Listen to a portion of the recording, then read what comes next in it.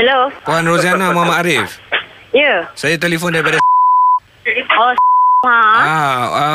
untuk makluman Puan, perbualan ni dirakam untuk rujukan bagi pihak masa depan. Okey, sebelum teruskan saya panggil Puan ke Cik Puan. Okey Puan, nombor telefon 01. Bil Puan dah over limit ya? Sudah over limit. Ya. Again, saya kena lagi sekali ya. Kena apa Puan? Ni pasal apa, penggunaan berapa pula? Jumlah RM500 sekarang. RM500? Ya.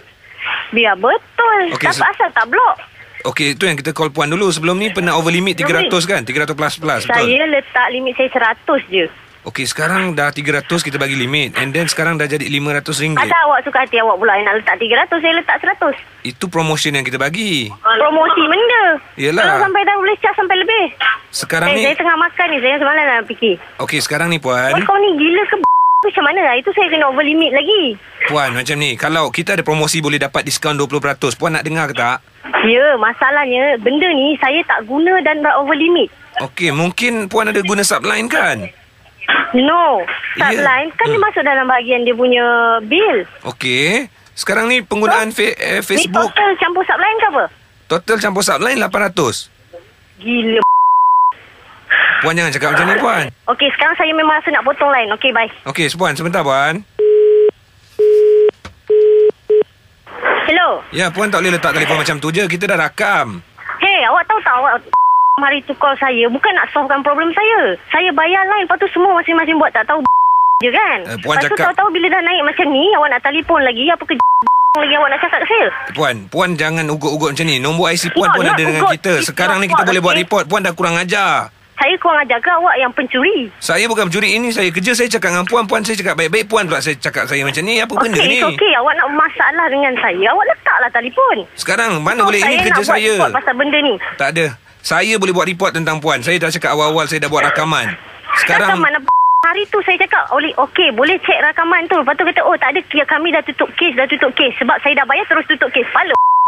Okey, saya boleh cakap nombor IC Puan 85056.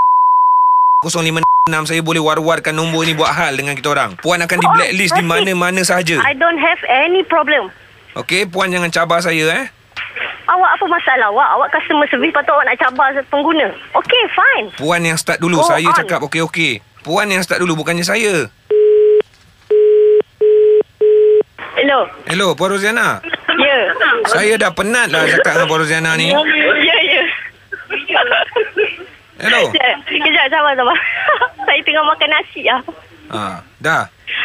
Sebelum Puan nak marah-marah, saya telefon bukan daripada okey. Saya tahu. Saya telefon daripada mana? Ya, okey, fine. Proceed. Tak, proceed lah. Awak nak cakap apa? Ya Allah, terkejut aku. Tak, lepas saya letak, saya terfikir sesuatu. Tak apa, awak bagi tahulah apa yang saya fikir. Apa yang awak fikir? Awak bagi tahu saya dulu. Janganlah bagi saya teka. Saya tak sanggup. Tak apa, awak teka je dulu. Awak teka je. Teka je. Tapi suara ni apa ni? Ni Hot FM ke apa? Dah betul dah tu. Lagi sikit je. Teruskan. Lepas tu panggil langit. Okey. Ni siapa ni? AG ke? Ya, saya. Astagfirullahaladzim.